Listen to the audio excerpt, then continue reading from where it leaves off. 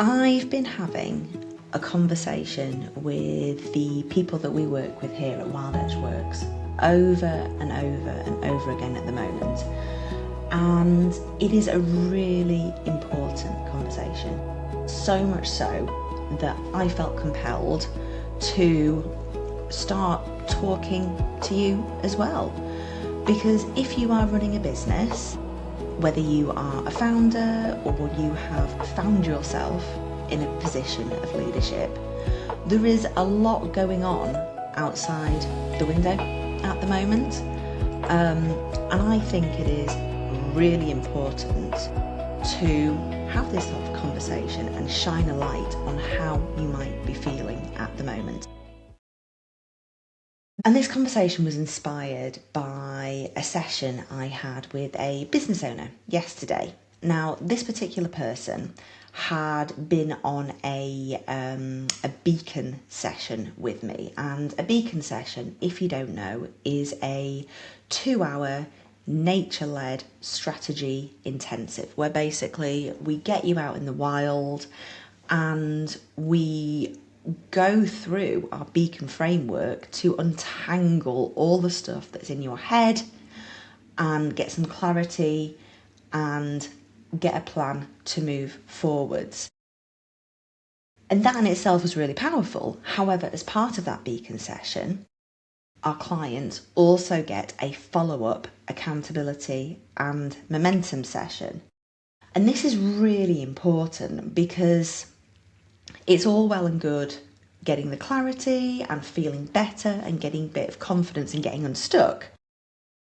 But as you know, anybody can come up with a strategy. It's the implementation that makes a difference. And so having that accountability and momentum session is really important to make sure that our clients are taking the action that they say they are going to. And I'm telling you this bit because it's important, so bear with me. So with this particular client, we had the best conversation. She had got a lot of epiphanies, a lot of insight, a lot of clarity about what was really going on for her. And the accountability and momentum session was just a chance to reflect on what had been percolated on and what was really important and what had really landed. And again, I am talking about this with you because I am having, and my business partner Ant is having, versions of this conversation with everybody at the moment. And I think it's really important to acknowledge that there is a lot of fear at the moment. There is a lot, I'm looking out over the woods here, there is a lot going on outside our windows. You know, you only need to open a newspaper, if anybody actually opens newspapers these days, or look at Facebook or go to a networking group and talk to other entrepreneurs. It's tough out there. There is a lot of doom and gloom, there is a lot of fear, there's a lot of uncertainty, there is a lot of narrative around nobody's got any cash, nobody's investing at the moment, markets are tight. And I just want to acknowledge that because I think that is really common in the entrepreneurial landscape, in the narrative at the moment. And there seems to be a lot of questions around people looking for an epiphany, people looking for a magic bullet or an answer around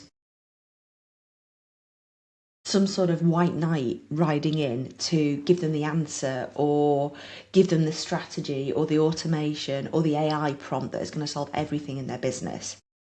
And that is really natural, right? Isn't it? In times of uncertainty, to look for that that control, that certainty in what we are doing.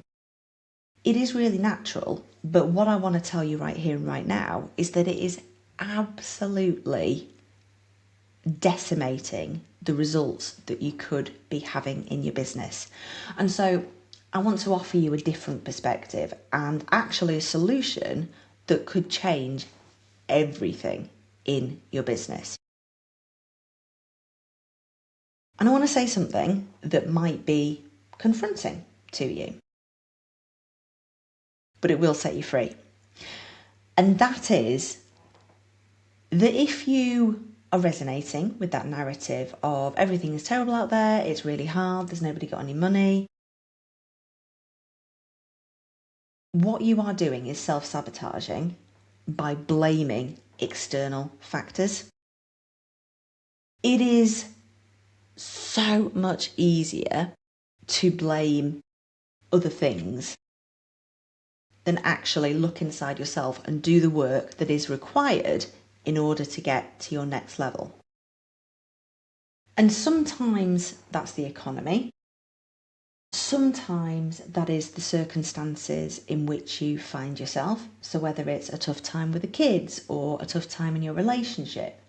Sometimes that's the shape of the business that you are currently working with. You know, somebody might have left, somebody might have screwed you over, you might have inherited the business from somebody else, you might be dealing with a not a level playing field. And it is absolutely possible to look at those external factors and believe that they are the reason that you are where you are. But actually, that is really disempowering. And the real magic will come when you can acknowledge the reality of what is and set compassionate boundaries around it and look inward and understand that that is where your actual power lies. And I want to invite you to shine a light on what your own version of success is. I think we are dealt a bit of a shitty hand, actually, as entrepreneurs, in that we are given such a narrow view of what success is. You know, we are brought up as good girls or good boys to do what's expected of us, to get the grades, to not cause any trouble, to follow a prescribed career trajectory. And kind of fed this idea that if we work hard and keep our heads down and do a good job, that will bring its own rewards. And I see so many entrepreneurs who've kind of reached that point where they look successful on paper. You know, they've ticked all the boxes of what they should be doing and the traditional markers of success. And they are looking around and thinking, this feels hollow. This doesn't feel like my version of success. My identity is so wrapped up in this job title or this number or this whatever it is. And actually, I don't feel like I'm done yet. You know, they're kind of looking around and feeling this feeling of, is this it? Is this all I can expect from business? Have I been striving for all these years just to reach this point where it feels hollow? And I know that is really the case for a lot of the people that I work with. I don't know if it's an age thing. I've just turned 44 and it seems to be a thing amongst my cohort of feeling that kind of, is this it? What is my métier? What is my purpose? What is my calling feeling?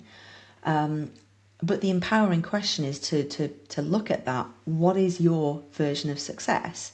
And where are you making it harder for yourself than it needs to be? And it often leads to this question of your sense of identity being up in the air when you start having those conversations and examining everything. You know, it can be scary to readjust your expectations of what success looks like and start to make some changes. But the invitation, if this is you, is to sit in the uncomfortable. You know that saying that nature abhors a vacuum, and if you reject traditional measures of success and start to think about what is success for you, then it can be often like you fill that space with anything that you can do to try and feel safe again, to try and avoid those uncomfortable feelings of, oh my gosh, this is strange, this is new, I don't know how to operate in this new paradigm.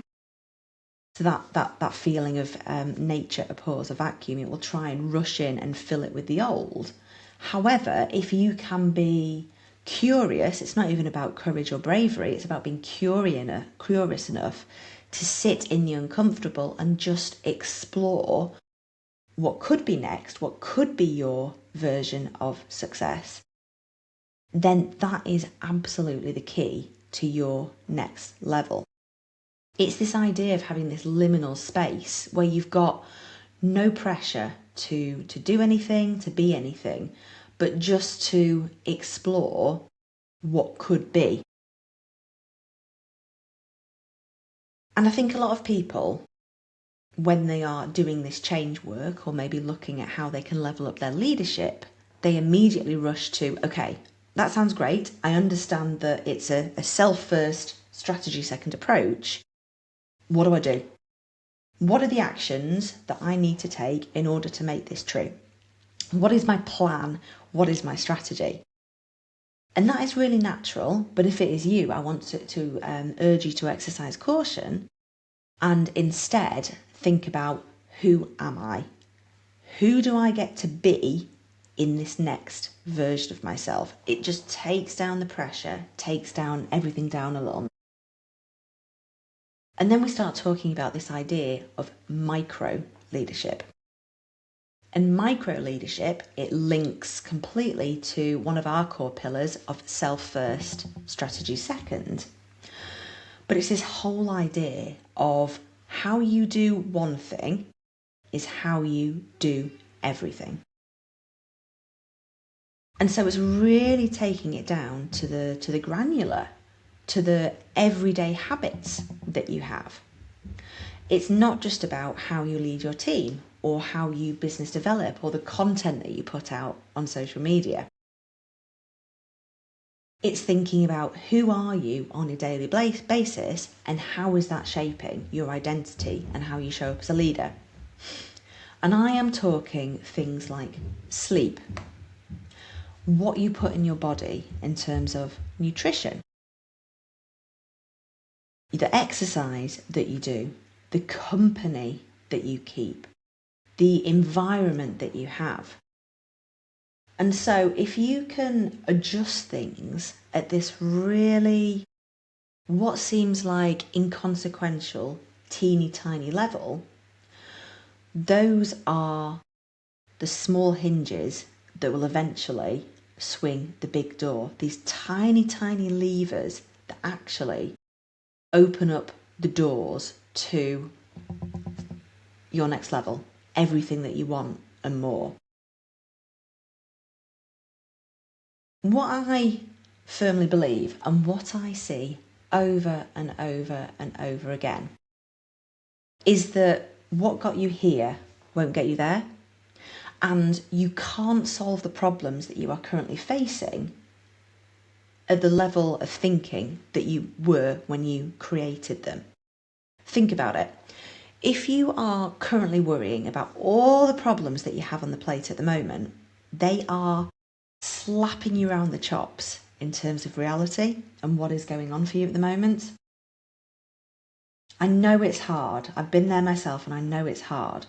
But the real work and the real empowerment comes from stepping outside your current reality and creating space for that new brilliant idea to come through. Now, I know if you are running a business that you have got a million brilliant, inspirational, world-class, exceptional ideas just bubbling away in your subconscious, but you are so trapped in the weeds that they can't come through. They're just entangled in there, in the current patterns and the current paradigms of the day-to-day, just rushing around and around. And so every single thing I have talked about today is leading up to this idea that if you can practice self-leadership, authentic self-mastery, and just be curious enough and willing to sit in the discomfort enough to create that pure space, then the inspiration is going to come through and help you get to your next level. Ignore everything that's going on out there. That's only leading one way. You have got an opportunity to rewrite your narrative and create everything you want in your business and more. But you've got to change the level at which you are operating. And it all starts with self-leadership. Thanks for being here. Let me know if this resonated with you, and I'll see you very soon.